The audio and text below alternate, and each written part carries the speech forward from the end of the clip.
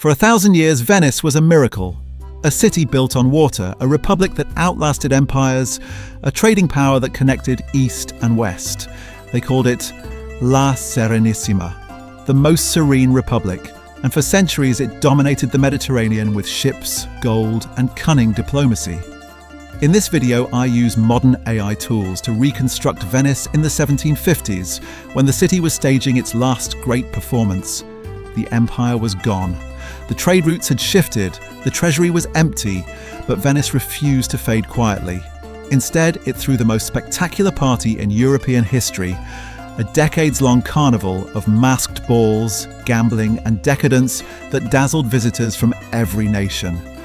By the mid-18th century, Venice had become Europe's pleasure capital. What it had lost in power, it gained in allure. The Grand Tour, that essential journey for wealthy young Europeans, was incomplete without weeks spent in Venice.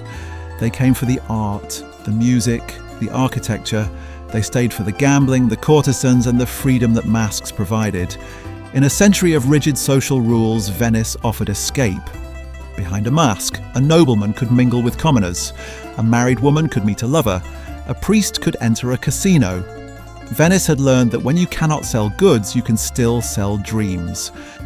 The Grand Canal was the main street of Venice, and what a street it was! Nearly 2 miles of water lined with over 170 palaces, each one more ornate than the last. The Gothic arches of the Ca' d'Oro, the Renaissance symmetry of the Palazzo Grimani, the Baroque excess of Ca' Rezzonico. These were not merely homes, they were statements carved in marble and painted in gold, announcing to the world that Venice's merchant princes were the equals of any king.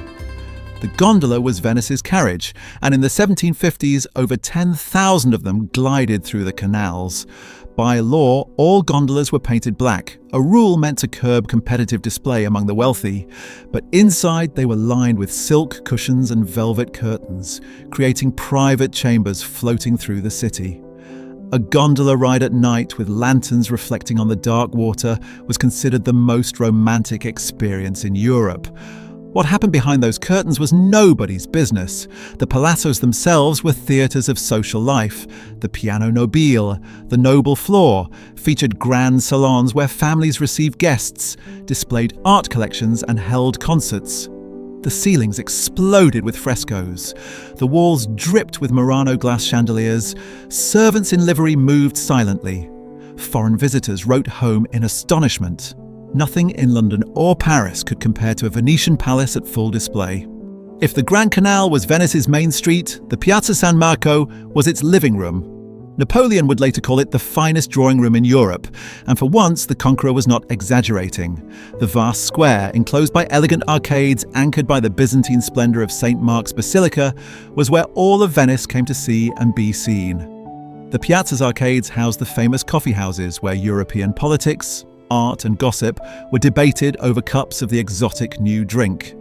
Café Florian, which opened in 1720 and still operates today, was where Casanova plotted his seductions and where foreign diplomats gathered intelligence. Across the square, Café Quadri catered to Austrian visitors. Coffee had arrived from the Ottoman East, and Venice, ever the middleman, had embraced it completely. The square was never empty. Morning brought merchants and magistrates, afternoon brought ladies in towering wigs and elaborate gowns, accompanied by their cicisbei, the official escorts that Venetian custom allowed married women. Evening brought the crowds to promenade, to flirt, to conduct business both legitimate and otherwise. Musicians played. Puppet shows entertained children. Vendors sold everything from roasted chestnuts to printed gazettes. And above it all, the bronze Moors struck the hours on the great clock tower as they had for centuries, as they still do today. Carnival in Venice was unlike anything else in Europe. While other cities celebrated for a few days before Lent, Venice extended its carnival season to nearly 6 months.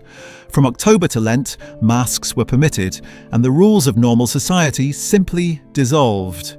The most iconic mask was the bauta, a white mask covering the entire face, worn with a black tricorn hat and a black cloak called a tabaro. The bauta's design allowed the wearer to eat, drink, and speak without removing it, making identity truly anonymous. Nobles, citizens, servants, and foreigners all wore the same disguise. In a rigidly stratified society, the mask was revolutionary. Behind it, everyone was equal or equally unknown. The Ridotto, the state-run gambling house, was the heart of Carnival madness. Patricians in flowing robes dealt cards to masked strangers. Fortunes changed hands nightly. The state took its cut and looked the other way as debts mounted, marriages were ruined, and estates were gambled away. It was scandalous, it was unsustainable, and it was irresistible. Visitors from all over Europe came specifically for the Ridotto, losing money they could not afford with smiles on their faces. The streets filled with performers, acrobats and musicians. Theatres presented opera and commedia dell'arte. Private palaces hosted balls where hundreds of masked guests danced until dawn. For these months, Venice was not a declining republic. It was the capital of pleasure, and the whole world wanted an invitation. No figure embodies 1750s Venice better than Giacomo Casanova. Born in 1725 to theatrical parents, he became a priest, then a soldier, then a violinist, then a gambler, then a spy, then a writer. But history remembers him for one thing: seduction. His memoirs, written in old age, describe over 120 lovers, from chambermaids to princesses, in adventures spanning Venice to Paris to St. Petersburg. Casanova's Venice was a city of secret assignations and convenient morality. The convents, ironically, were notorious. Nuns, often placed there by families who could not afford dowries, entertained gentlemen visitors in their parlours. Casanova famously conducted an affair with a nun called M.M., meeting her in a private casino while her lover, a French ambassador, watched from behind a hidden panel. Such arrangements were shocking everywhere except Venice. The courtesans of Venice were legendary, educated women who offered companionship as much as physical pleasure. They attended the opera, discussed philosophy, wrote poetry, and charged enormous fees. The most famous, like Veronica Franco 2 centuries earlier, achieved genuine celebrity.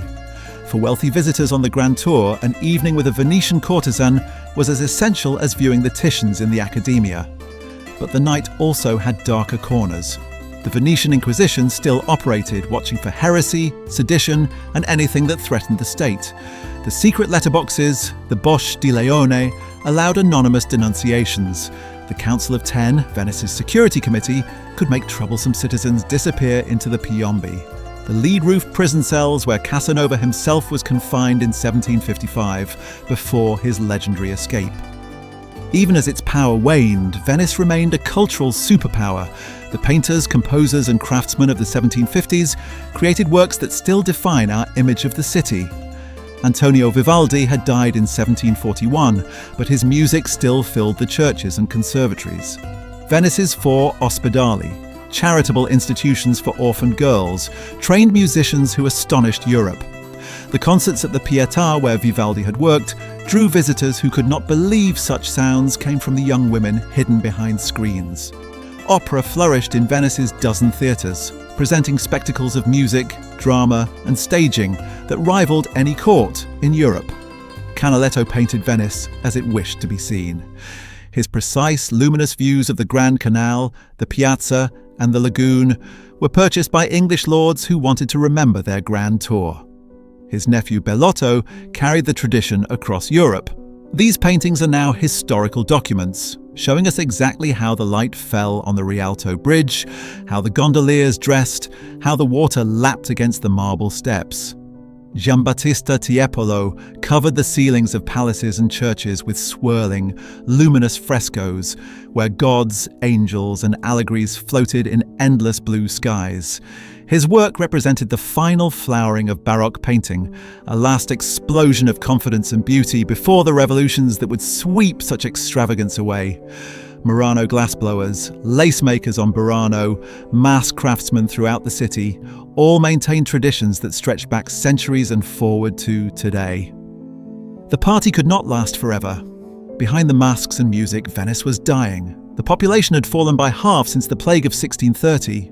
The treasury was exhausted. The navy that once terrorized the Ottomans could barely patrol the Adriatic. The young nobles preferred gambling to governing. Everyone knew the end was coming. They simply refused to think about it. In 1797, Napoleon Bonaparte marched his army to the edge of the lagoon. The Great Council, that assembly of nobles that had governed Venice for 1,000 years, met for the final time. They voted to dissolve the Republic rather than resist. The Doge removed his ceremonial cap and handed it to a servant. "I won't be needing this anymore," he said. 1,000 years of independence ended not with battle, but with a vote of surrender. The French soldiers entered the city and stripped it bare. The bronze horses of St. Mark's were shipped to Paris. The treasury was looted. The great arsenal, once the largest industrial complex in Europe, fell silent. The Ridotto closed. The Carnival was banned. The masks came off, and they revealed only exhaustion.